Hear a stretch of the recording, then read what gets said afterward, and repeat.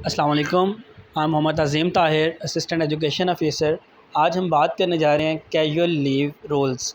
ये leave rules 1981 के ऊपर हम बात कर रहे हैं। और कैजुअल लीव तमाम लीव्स में से ज़्यादा इम्पॉर्टेंट इसलिए समझी जाती है क्योंकि इसको किसी भी सिविल सर्वेंट को अचानक कभी भी ज़रूरत पड़ सकती है।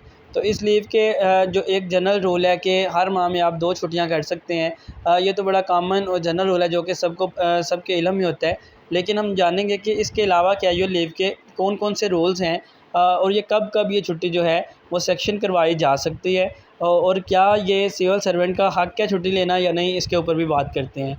तो सबसे पहले तो आपको पता होना चाहिए कि किसी भी सिविल सर्वेंट के 25 leaves in a calendar year, एक साल के अंदर 25 छुट्टियाँ जो हैं वो कोई भी सिविल सर्वेंट जो है वो अपने कैजुअल लीव अकाउंट में से ये छुट्टियाँ जो है वो अवेल कर सकता है। अच्छा, ये लीव कौन दे सकता है? इसमें 1981 के रूल्स के अकॉर्डिंग ये लीव जो है वो head of the unit, institution या इमीडिएट बॉस हो सकता है, लेकिन उसका कम से कम स्केल जो है वो 16 होना चाहिए। 16 स्केल में ये लीव जो है वो अवेल की जा सकती है। लेकिन अब एजुकेशन डिपार्टमेंट में HRMS आने के बाद ये लीव जो है वो हेड टीचर, बेशक वो 14वें स्केल में भी हैं, 14 स्केल के हेड टीचर जो हैं उनको भी ये अलो कर दिया गया है कि वो भी ये लीव जो है वो सेक्शन कर सकते हैं। जबकि जो हेड टीचर 14 स्केल के प्राइमरी स्कूल्स में हैं उनकी लीव अभी भी सेक्शन जो है वो मुतलका AEO करते हैं। और इसी तरह से बाकी डिपार्टमेंट्स में भी जो इमीडिएट बॉस हैं 16 स्केल में, वो ये लीव जो है वो अलॉट कर सकते हैं।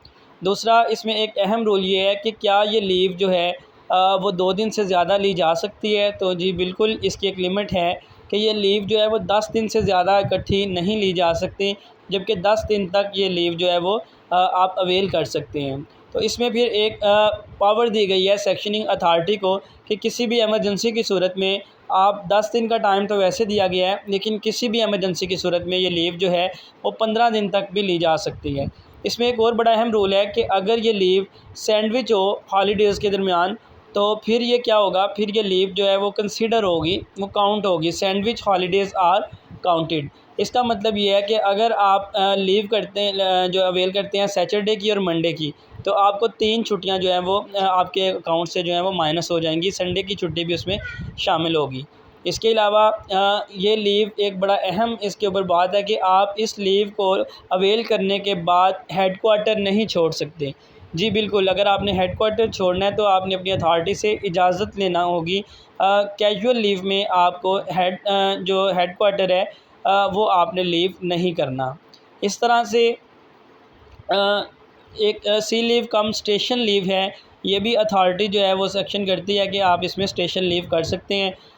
इमरजेंसी में ये लिखा हुआ है जी, डिविजनल ऑफिसर जो हैं वो कमिश्नर जो है वो ग्रांट कर सकता है कैजुअल लीव। और रैकेट मेंटेनेंस में किस तरह से है कि कैजुअल लीव एक रजिस्टर पे मेंटेन होती हैं। जो बेसिकली ये लीव्स मेंटेन करनी होती हैं, ये सेक्शनिंग अथॉरिटी ने करनी होती हैं कि किसी एम्प्लॉय की कितनी छुट्टियां जो हैं वो हो चुकी हैं, और उसके लिए एक रजिस्टर बनेगा।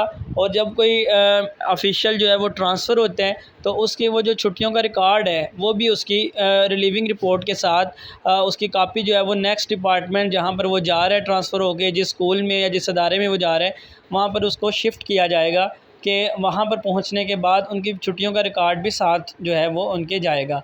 लास्ट बात इसमें ये है कि ये छुट्टी जो कह लें कि सिविल सर्वेंट हैं उनका हक़ नहीं है। मतलब ये अपना हक़ समझ के लाज़मी नहीं है कि वो छुट्टियाँ लें। यहाँ पर सेक्शनिंग अथॉरिटी को इख्तियार दिया गया है कि अगर वो समझते हैं कि वो अगर छुट्टी कैंसिल कर सकते हैं तो बिल्कुल उनके पास ये इख्तियार है।